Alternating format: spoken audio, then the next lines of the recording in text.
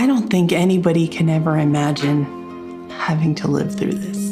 Before something like this happens, I was one of those people that would say, oh, I can't even imagine, until you have to. It was just a regular Tuesday morning. And at one point I was right here in the kitchen and I was washing the dishes, and my 3-year-old Elsie's little friend came and tapped me on the hip, and she said, Elsie's hanging by the string. I didn't even turn off the water, and I walked into my front room and I found that Elsie had become entangled in the cord from our blinds. She wasn't breathing and she didn't have a heartbeat. And then the paramedics came and she was life-flighted to Primary Children's Hospital. And then ultimately she was pronounced brain dead and she passed away about a week later.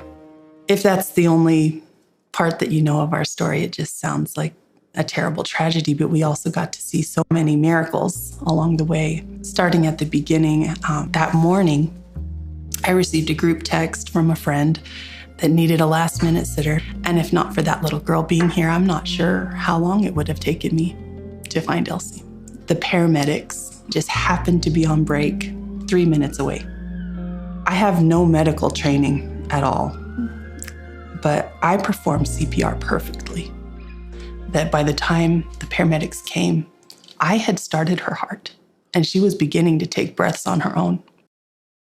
And so with the way that those miracles all fell into place, we felt like we had every reason to hope for the best possible outcome, a miraculous healing. When the brain scans came back and they showed very little brain activity, and even that was beginning to decline, personally, I wondered, why was I able to save her, but I wasn't able to save her. We went to the temple to pray and to seek guidance. I received a pretty clear prompting that she would not live. And I was just devastated. I felt so guilty. I felt like it was my fault.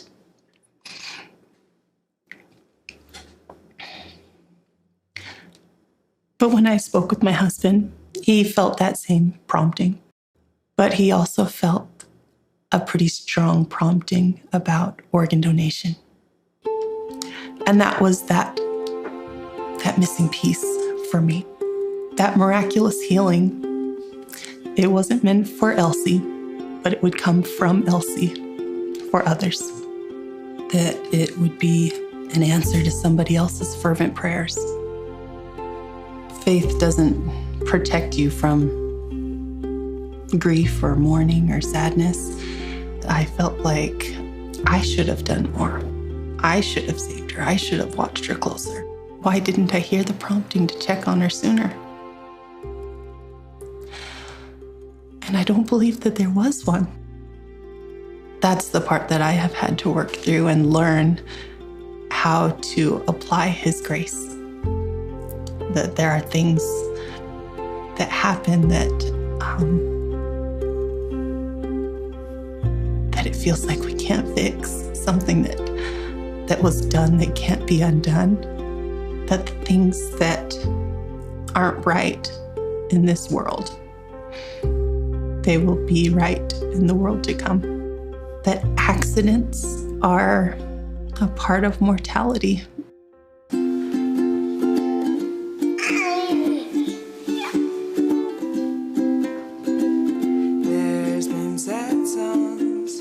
Now it is written on my heart that I know I will see her again. And because of that change in perspective, it changes everything about the way that I live and the choices I make. I still make mistakes daily, but I try a little harder. I have a little more motivation to choose well. Still broken hearted.